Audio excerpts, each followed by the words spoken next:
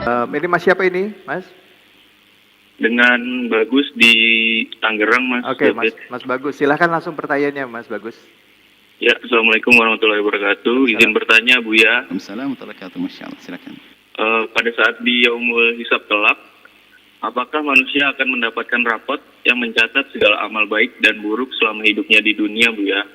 Ya. Nah, terima kasih atas kesempatannya. Makasih. Assalamualaikum warahmatullahi wabarakatuh. Assalamualaikum warahmatullahi wabarakatuh. Ini rapot nih. Dalam ayat yang kita baca tadi, nanti ada semua dari kita itu akan diberi satu buku catatan amal. Catatan amal. Dan tidak tahu cara memberikannya seperti apa. Yang jelas kalau itu orang baik tidak bisa mengambil dengan tangan kanannya.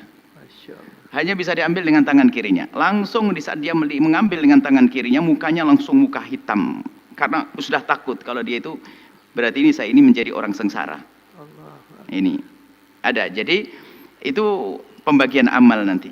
Itu orang yang tidak baik ya, Bu ya? Orang yang tidak baik tentunya. Tapi kalau orang baik, ya, orang baik yang perjalanannya di dunia baik, di padang mahsyar juga baik, nyantai-nyantai saja. Termasuk bukunya amal pun, buku amal pun di tangan dengan tangan kanannya. Di saat di tangan kanan dia senang. Karena Pak, tempatku adalah di surga nanti. Dan semoga itu kita semuanya.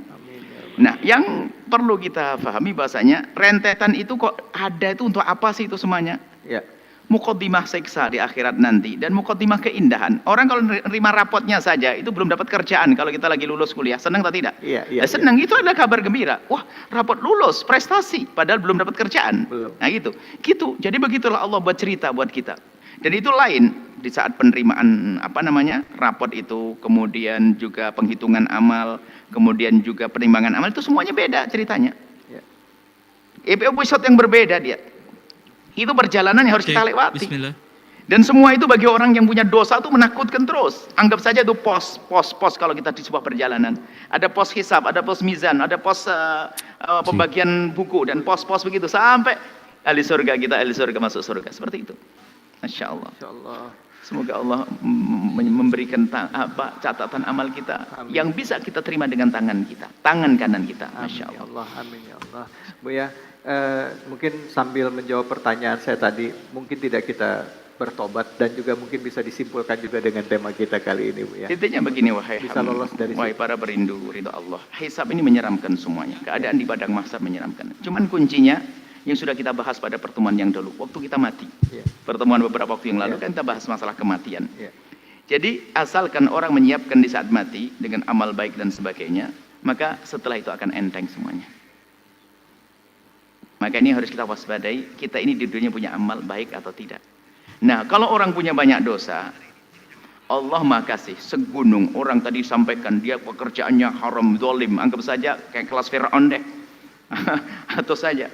Tapi kalau di akhirnya ternyata dia bertobat menyesali semua kesalahannya, maka katailah at-taibu minadz-dzambi kaman la dzambala. Orang bertobat dari dosa seperti orang yang tidak pernah berdosa.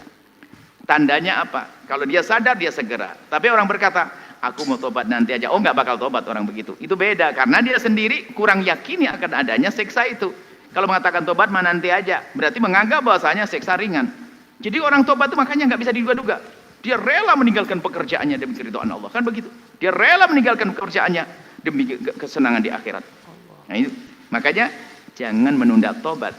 Jangan-jangan sebelum tobat sudah dicabut nyawanya kematian tadi. Maka siapapun Anda perindu di Allah, ayo bergegas. Siapapun Anda, sejahat apapun diri Anda, sejahat kami sebagai contoh saja. Insya Allah ini orang baik semuanya.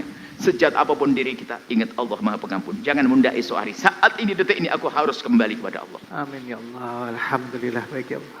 Baik, terima kasih banyak Bu ya. Jangan lupa berselawat kepada baginda Nabi Muhammad sallallahu alaihi wa alihi wa sahbihi wasallam.